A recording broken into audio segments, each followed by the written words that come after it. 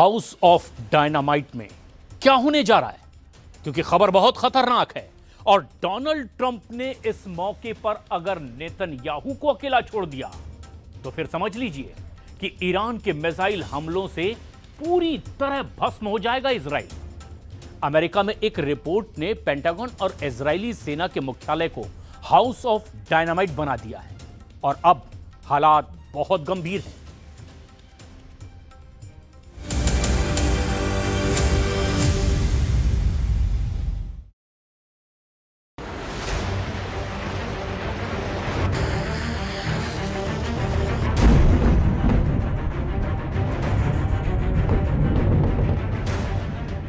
Iran के खिलाफ America और इजराइल का युद्ध अगले 24 घंटे में किसी भी तरफ पलट सकता है, क्योंकि अमेरिका की तरफ से ऐसा अलर्ट आया है कि नेतन्याहू के पैरों तले जमीन खिसक जाएगी।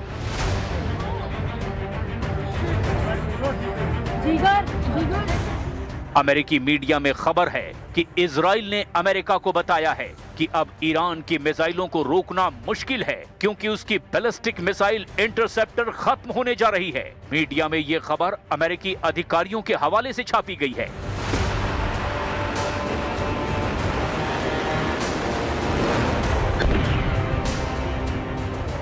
खुर्रम शहर 4 जैसी क्लस्टर बम वाली मिसाइलों ने और बड़ा चैलेंज पेश कर दिया है।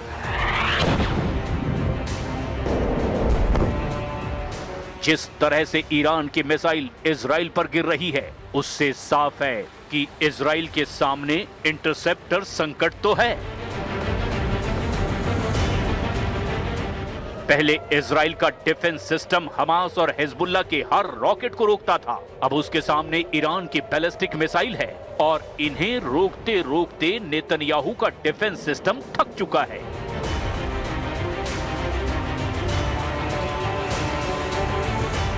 अमेरिकी मीडिया सेमाफोर में रिपोर्ट आई और इस रिपोर्ट को इजराइल की मीडिया ने जमकर छापा। टाइम्स ऑफ इजराइल में भी रिपोर्ट छपी और हारेट्स में भी ये हेडलाइन है।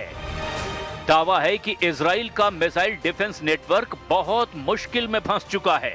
अब सवाल ये है कि जब तेल अवीव और हाइफा के अलावा इजराइल के बड़े बड़े शहरों पर ईरान की मिसाइल गिर रही है, तो अब आगे क्या होगा? ट्रंप कैसे इजराइल को बचाएंगे?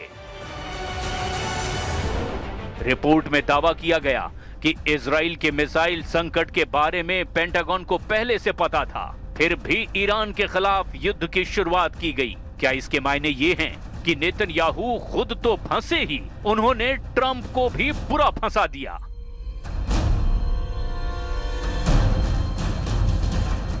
अब इजराइल को बचाने की पूरी जिम्मेदारी अमेरिका की है और इसीलिए दक्षिण कोरिया से थर्ड सिस्टम मंगाया गया है। जाहिर है कि अब युद्ध का फैसला इस मुद्दे पर होगा कि कौन आखिरी वक्त तक दूसरे पर वार कर पाएगा।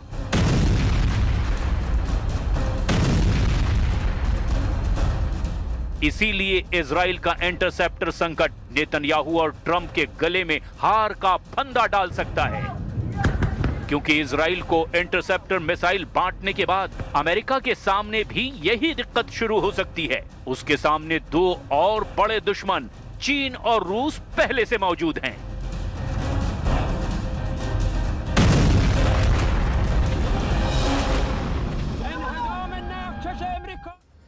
ईरान को तब तक अमेरिका और इजराइल मिलकर नहीं हरा सकते जब तक कि स्ट्रेट ऑफ हॉर्मुज और खर्द द्वीप पर उनकी पूरी तरह से पकड़ ना आ जाए या उस पर वो कब्जा ना कर लें। अब तो खबरों में यह भी दावा किया जा रहा है कि अमेरिका ईरान के दिल और धमनी माने जाने वाले खर्द द्वीप और स्ट्रेट ऑफ हॉर्मुज पर कब्जा करके ईरान को पूरी तरह से तबाह करने में जुट गया है।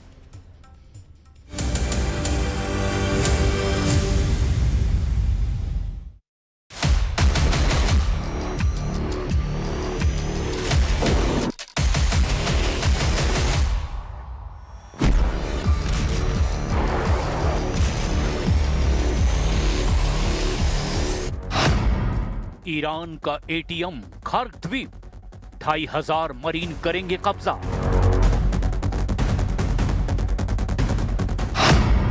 क्या ईरान युद्ध में राष्ट्रपति ट्रंप ने अपने टारगेट पूरी तरह से बदल दिए हैं? जो ट्रंप ईरान से खामनेई शासन के पतन की कस्में खा रहे थे, वही ट्रंप अब ईरान में सत्ता परिवर्तन करने की बजाय स्ट्रेट ऑफ हॉर्मुज और कर्ग द्वीप पर कब्जा या यूं कहें कि कंट्रोल करने की जंग में जुट गए हैं। हम आपको दिखाने जा रहे हैं कि इजराइल जहां ईरान को तबाह करने के लिए भीषण हमले कर रहा है, वहीं ट्रंप समंदर में ईरान के अरबों खरबों डॉलर के तेल भंडारों और पूरे सिस्टम पर कब्जा करने में जुट गए हैं। अब खबर तो यहां तक है कि सऊदी अरब के कमांडो के साथ मिलकर अमेरिकी मरीन के 2500 कमांडो ईरान के समंदर में भीषण हमला करने जा रहे हैं और इसीलिए ट्रंप ने दुनिया भर के देशों से अपील की है कि वो स्ट्रेट ऑफ हॉर्मुज में अपने अपने देशों की सेनाएं भेजें ताकि ईरान की IRGC के हमलों को रोका जा सके। इस वक्त स्ट्रेट ऑफ हॉर्मुज में ईरानी बारूदी सुरंगों से दहशत मची हुई है और ऐसे में पलड़ा कभी भी किसी भी तरफ भारी होता है। घटनाक्रम तेजी से बदल रहा है, पर हम शुरुआत करते हैं ट्रंप के उस प्लान से जो ईरान को आर्थिक तौर पर कंगाल कर सकता है। ईरान पर फटेगा हॉर्मुज बम, ट्रंप का टारगेट कर्ग द्वीप।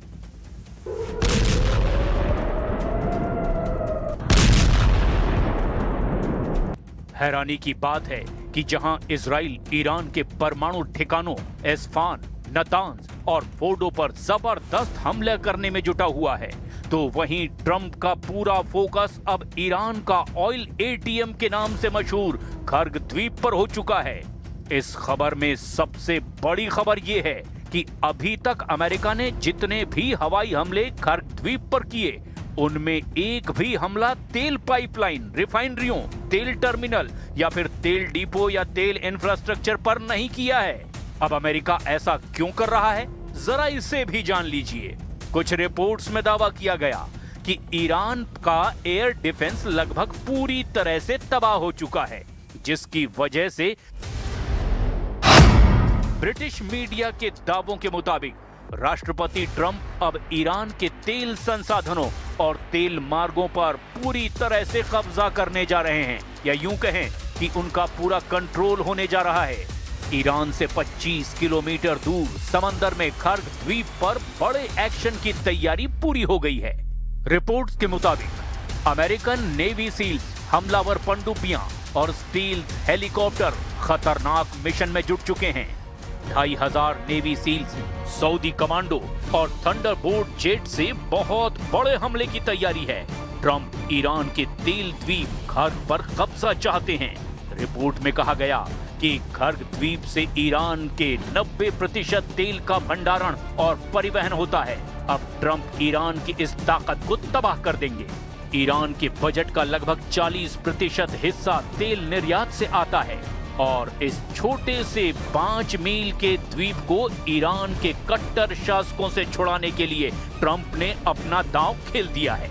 अगले 72 घंटे बेहद महत्वपूर्ण हैं, क्योंकि USS त्रिपोली के पहुंचते ही अमेरिका हॉर्मुज के टैंकरों को एस्कॉर्ट करना शुरू कर सकता है, जिससे सीधे तौर पर अमेरिकी और ईरानी नौसेना के बीच टकराव की स्थिति बन सकती है। पिछले 48 घंटे में ईरान पर जो हमले अमेरिका और इजराइल की तरफ से हुए, उसको रोकने के लिए ईरान के पास एक भी एयर डिफेंस नहीं बचा है और यही वजह है कि अब अमेरिका ईरानी इलाके में स्ट्रेट ऑफ हॉर्मुज और कर्ग द्वीप पर अपना कंट्रोल चाहता है। अब खुद देख लीजिए, अगर ईरान के इन 2 इलाकों पर अमेरिका कंट्रोल या अपना कब्जा कर लेता है तो ईरान कैसे पूरी तरह से बर्बाद हो जाएगा। ईरान के लिए कर्ग द्वीप और स्ट्रेट ऑफ हॉर्मुज शरीर में दिल और धमनी की तरह है। ऐसा क्यों कहा जा रहा है, जरा इसे भी समझ लीजिए। कर्ग द्वीप और स्ट्रेट ऑफ हॉर्मुज का संबंध उत्पादन और निकासी का माना जाता है। कर्ग द्वीप ईरान का मुख्य तेल टर्मिनल है। ईरान का लगभग 90% कच्चा तेल इसी द्वीप से जहाजों में लादा जाता है। अगर ये द्वीप नहीं होगा तो ईरान के पास तेल बेचने का कोई प्रभावी रास्ता नहीं बचेगा। स्ट्रेट ऑफ हॉर्मुज एक ऐसा संकरा समुद्री रास्ता है जिससे होकर कर्ग द्वीप से निकले तेल टैंकर पूरी दुनिया जैसे भारत, चीन, जापान तक पहुंचते हैं। कर्ग द्वीप वो स्टेशन है जहां तेल भरा जाता है और हॉर्मोज वो मेन गेट है जिससे होकर वो तेल बाहर निकलता है। अगर गेट यानी हॉर्मोज बंद हो जाए या स्टेशन यानी कि खार्ग तबाह हो जाए तो ईरान की अर्थव्यवस्था पूरी तरह से ठप हो जाएगी। खार्ग द्वीप एक छोटा सा द्वीप है जिसका क्षेत्रफल लगभग 20 वर्ग किलोमीटर है, जिसकी लंबाई 6 किलोमीटर और चौड़ाई 4 किलोमीटर है। ये ईरानी तट से करीब 25 किलोमीटर दूर फारस की खाड़ी में स्थित है। छोटा होने के बावजूद ये दुनिया के सबसे व्यस्त तेल केंद्रों में से एक है। स्ट्रेट ऑफ हॉर्मोज एक समुद्री रास्ता है जो लगभग 167 किलोमीटर लंबा है। इसकी सबसे कम चौड़ाई केवल 33 किलोमीटर है। इसके संकरे होने के कारण ही इसे कंट्रोल करना आसान है। खार्ग द्वीप पर हमला या कब्जा ईरान के लिए घातक चोट है, तो वहीं हॉर्मोज पर कंट्रोल ईरान के लिए गला घोंटने जैसा है। अमेरिका इस वक्त ईरान का गला घोंटकर उसे बिना शर्त आत्मसमर्पण के लिए मजबूर करने की रणनीति पर काम कर रहा है और इसीलिए अमेरिका ने ईरान के खार्ग द्वीप और स्ट्रेट ऑफ हॉर्मोज पर अपना फोकस कर लिया है।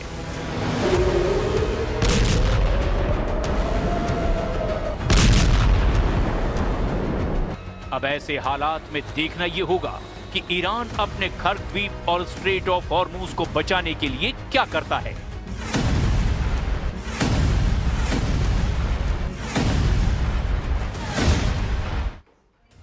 अब इजराइल ने एक बार फिर से ईरान में इस्फहान पे जबरदस्त अटैक किया है और इसी जगह न्यूक्लियर साइट पर 200 किलो से ज्यादा 60% संवर्धित यूरेनियम होने का भी दावा किया गया था। उधर ट्रंप ने इस तेल के लिए गल्फ पर निर्भर देशों से हॉर्मोज स्ट्रेट में वॉरशिप भेजने के लिए मदद मांग ली है, जबकि तेहरान ने यूएई पोर्ट को खाली करने की धमकी दे दी है।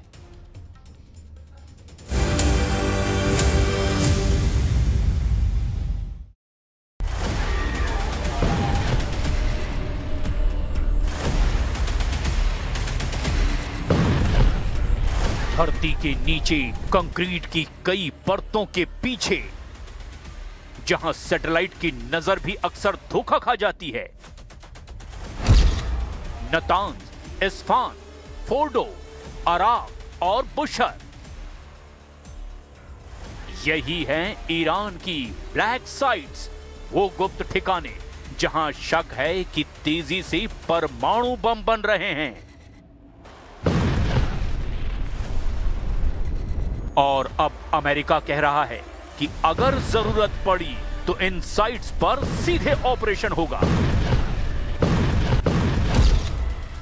ईरान की ब्लैक साइट, 60% से बम का खौफ।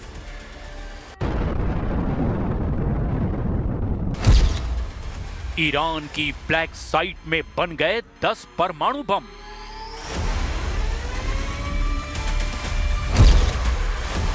ईरान के परमाणु बम से भस्म होगा इजराइल।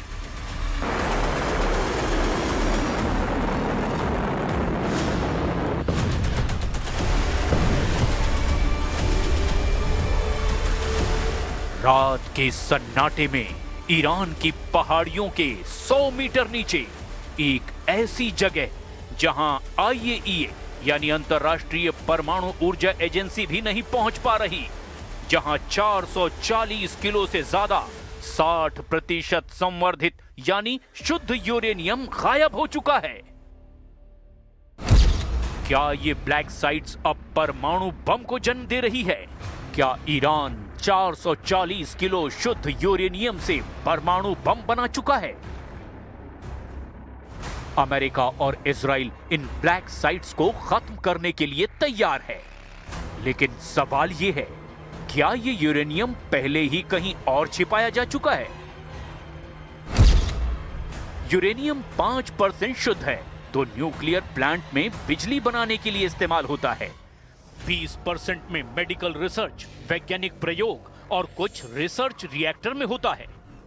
60% बहुत खतरनाक स्तर माना जाता है, क्योंकि सिर्फ 3 हफ्ते में इसे 90% संवर्धित करके यानी कि शुद्ध करके बम बनाया जा सकता है और 90% संवर्धित यूरेनियम से बस 2 से 3 दिनों में परमाणु बम बनाया जा सकता है। 200 किलो 60% संवर्धित यूरेनियम से करीब 5 न्यूक्लियर बम बनाए जा सकते हैं और 440 किलो से 9 से 10 न्यूक्लियर बम बनाए जा सकते हैं। मई 2025 की रिपोर्ट के मुताबिक ईरान के पास 440 किलो 60% संवर्धित यूरेनियम था। ये 9 से 10 न्यूक्लियर बम बनाने के लिए काफी है। जून 2025 के हमलों के बाद IAEA के पास इन साइट्स को कोई एक्सेस नहीं मिला। सवाल अब ऐसे में यह है कि 440 किलो यूरेनियम का स्टॉक आखिर कहां गया? क्या इस्फहान टनल में अभी भी 200 किलो से ज्यादा यूरेनियम है, या इसे फोर्डो जैसे दूसरे संदिग्ध परमाणु ठिकानों पर शिफ्ट किया जा चुका है? IAEA ने तो यहां तक कह दिया कि हम इन डेटा की पुष्टि नहीं कर सकते। फोर्डो कुम की पहाड़ी में 90 मीटर नीचे पूरी तरह अंडरग्राउंड है। 2025 में अमेरिका ने GBU-57 बंकर बस्टर से यहां हमला किया था। इस्फहान एक टनल कॉम्प्लेक्स जहां पर 200 किलो से ज्यादा 60% शुद्ध यूरेनियम स्टोर था।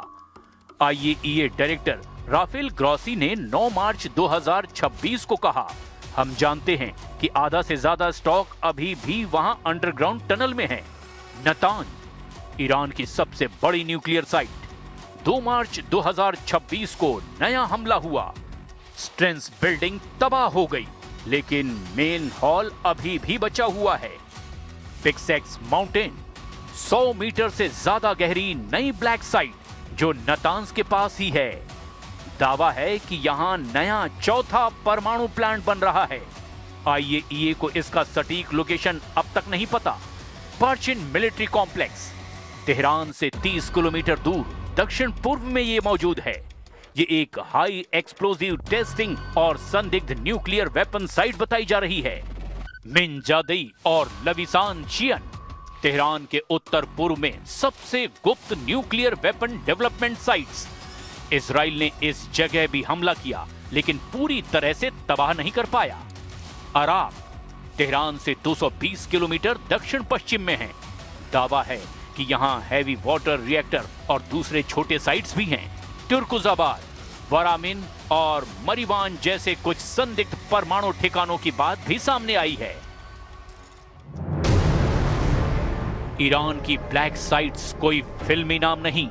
IAEA की रिपोर्ट के इन्हीं अनडिक्लेयर्ड साइट्स को कहा गया है।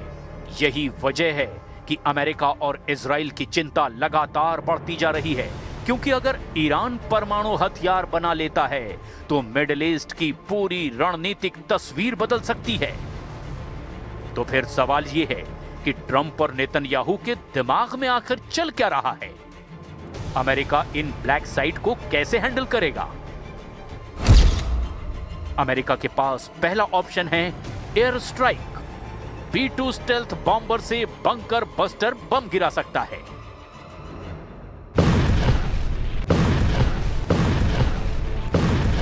जून 2025 में नतांज, इस्फहान और फोर्डो पर 14 बम गिराए गए थे। 2026 में नतांज पर फिर एयर स्ट्राइक हुई। दूसरा ऑपरेशन है special operations red. Delta force या US स्पेशल फोर्सेस को यहां भेजा जा सकता है।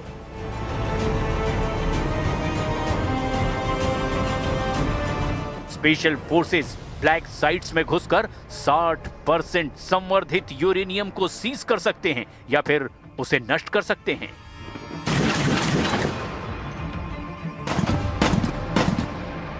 तीसरा ऑप्शन है ग्राउंड फोर्स। अगर जरूरत पड़ी तो मरीन्स और स्पेशल फोर्सेस को इस्फहान और पिक्सेक्स माउंटेन पर भेजा जा सकता है।